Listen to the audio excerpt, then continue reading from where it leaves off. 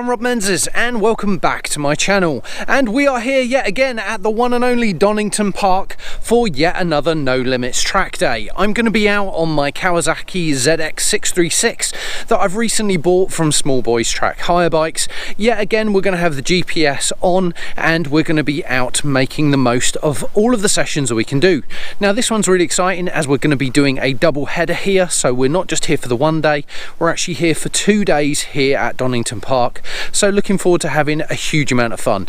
Now as always, we're going to have the Helite Airbag vest on and I'll tell you a little bit more about that in a moment, but as well as that we're also going to have that GPS and all those analytical bits that I love to offer you guys so we can show you what's going on. So we're going to go through each session, I'm going to take you along with me, we're going to guide you through, and now let's get on and tell you a little bit more about my Helite Airbag vest, so come with me now.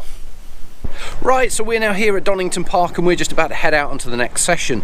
Before we do though, I just want to quickly talk to you about my wonderful Helite Airbag vest. Now this is the Helite GP Air, and if you're interested in getting your own, I have a nice little link for you down below. That will give you £50 off your next purchase, and it actually gives me a little bit of a kickback to help me with the servicing of this baby. Basically, if you're a horse rider, a road rider or a track day rider, if you want to protect yourself from the worst that might happen, then you really want to try and think about getting yourself one of these. So go and check that one out and see what you think. We're going to start getting on with the next session, and that's coming up for you right now.